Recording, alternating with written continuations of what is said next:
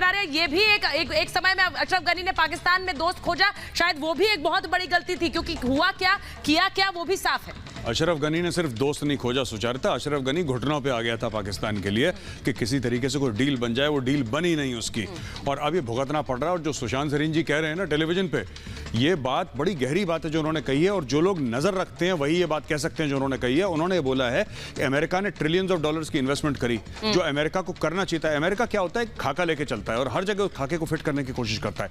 आपको local culture understand करना पड़ता है, लोकल क्या संस्कृति आपको अंडरस्टैंड करनी पड़ती है, आपको उसके हिसाब से चलना पड़ता है। अमेरिकन का अपना ये है कि हाँ साहब ये है, वन साइज फिट्स ऑल वाला मामला उनका रहा है, इसलिए इतनी कॉन्फ्लिक्ट होती है। और आज ऐसा है, तालिबान बढ़ा और अफगान नेशनल आर्मी ने घुटने टेक दिया, आपने देखा खुद अपने साथ। बिल्कुल, और तस्वीरें हमने देखी हैं, और अब ये एक बार रिटर्न ऑफ तालिबान हो रहा है फिर से अफगानिस्तान में। ये बहुत दुखद है, क्योंकि हमने पिछली बार अफगानिस्तान में तालिबान राज की वो तस्वीरें देखी हैं, पूरी दुनिया ने देखी हैं, और इसीलिए उस राज से डर लगता है काबुल के लोगों को, अफगानिस्तान के लोगों को। मेजर आर्या, एक क्रूर चेहरा है तालिबान, और किस तरह से उन्होंने वो अभी मैंने तस्वीरें दिखाई थोड़ी देर पहले कि महिलाओं के कुछ पोस्टर्स थे काबुल में, उन पर सबसे पहले पुताई हो रही है, तस्वीरें नहीं दिखेंगी। अब सोचिए भविष्य क्या होगा। सुचारिता, जो तंजीम, तालिबान की बात कर रहा हूं, जो तंजीम ये बोल दे कि साहब कोरोना वायरस की वैक्सीन आज से अवैध है, इलीगल है, आप उससे क्या उम्मीद रखेंगे? वो तो यही काम करेंगे। उन्होंने 15 साल की लड़कियों से बोला है कि जो 12, 13, 14, 15 साल की लड़कियों से ऊपर है वो सब के सब तालिबान फाइटर्स की बीवियां बनेंगी, उनके साथ शादी।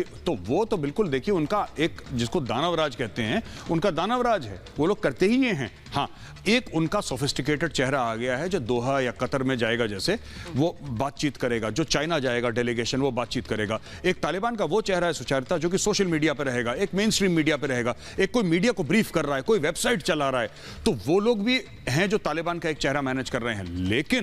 लेकिन तालिबान का असली चेहरा वही है कि जहां पे औरत का पोस्टर देखा उस पर कालिक पोंछ दी, हर चीज के ऊपर सवाल उठाना, और बड़ी एक नैरो माइंडेडनेस के साथ, एक वर्ल्ड व्यू के साथ दुनिया को देखना कि अगर कोई भी हमारे सामने आता है जो हमने बात कही है वो सुचारता उसको बिलीव नहीं करता, फिर उसका एक ही सजा, सरतन से जुदा। बिल्कुल। और मेजर आर्या, नजीबुल्लाह साहब हमारे साथ सीधे काबुल से जुड़े हुए हैं, और मैं उनसे यही पूछ रही थी कि एक बार फिर से अफगानिस्तान में तालिबान का राज है, और ये एक तरह से दहशत में भरता है उन लोगों को। जो हमने तस्वीरें देखी नजीबुल्लाह साहब, एक सायरा जी एक फिल्म मेकर हैं काबुल से, और वो किस तरह से वीडियो बना रही थी और वो भाग रही थी। मुझे एक महिला, ये देखिए तस्वीर भी मैं दिखा रही हूं, ये एक महिला फिल्म मेकर काबुल में होना, अफगानिस्तान में होना, मैं सोच रही हूं अपने आप में दिखाता है कि किस तरह से वो काम कर पा रही थी। लेकिन अब ये तस्वीरें क्या सिर्फ हिस्ट्री हो जाएंगी, क्योंकि तालिबान राज में ये मुमकिन होगा क्या? नजीबुल्लाह साहब। जहां तक तालिबान की पिछली गवर्नमेंट की बात करें, या मतलब जो एक्सपीरियंस लोग रखते हैं, और आज जैसे वो आए हैं, मतलब जिन इलाकों पे काबिज हुए हैं, तो जाहिर सी बात है डर तो यही है, सबको यही लग रहा है कि वही जो 90s में हुआ था, खासकर 95 के बाद 2001 तक, तो वही होगा।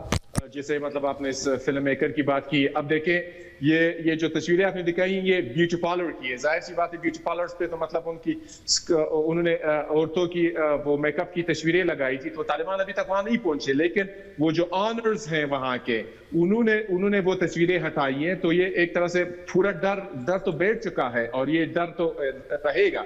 अब क्या ये चेंज हुए नहीं हुए, ये कल का तो कोई कुछ नहीं कह सकता, लेकिन जो आज देख रहे हैं वो कंप्लीटली पैनिक है, कंप्लीटली पैनिक। मैं आपसे पूछूंगी नजीबुल्लाह साहब, ये जानना जरूरी भी है, क्योंकि बार बार ये बातें हो रही। 2 दिन पहले तक जो अशरफ गनी कह रहे थे कि वो तालिबान से फाइट करेंगे और तालिबान के आगे सरेंडर नहीं करेंगे, खबरें ये आई कि सरेंडर कर चुके हैं। अशरफ गनी इस वक्त कहां है? अशरफ गनी तो इस वक्त प्रेसिडेंट हाउस में ही है, और 3 घंटा पहले उनकी भी स्टेटमेंट है, ये तालिबान की भी, कि वो पॉलिटिकल सेटलमेंट के जरिए ट्रांसफर ऑफ पावर करेंगे। और अशरफ गनी के पास तो अब कोई ऑप्शन ही नहीं है, मतलब रिजिग्नेशन में भी वो दे चुके हो, लिख चुके हो, साइन कर चुके हो, लेकिन वो अभी तक ऑफिशियली ऐलान नहीं हो चुका। यहाँ की बात तो कंप्लीटली खत्म हुई है। कि आपने 2 दिन की बात की कि 2 दिन पहले वो कुछ कह रहे थे, तो किसी को नहीं लग रहा था, किसी को भी नहीं लग रहा था कि सब कुछ इतना ड्रामेटिक हो जाएगा। और तालिबान के साथ अफगान फौज मैक्सिमम जो फौज थी वो लड़ी भी नहीं। तो ये ठीक है, एक तरफ से तो ब्लैंडर था बहुत ज्यादा अमेरिका की तरफ से, लेकिन दूसरी तरफ ये है कि ये सिनेरियो कैलकुलेशन इसको हम कह सकते हैं कि कैलकुलेटेड सिनेरियो था, कैसे ये सब कुछ हो जाता है और 4 आवर्स में 48 आवर्स में सब कुछ कैसे हुआ।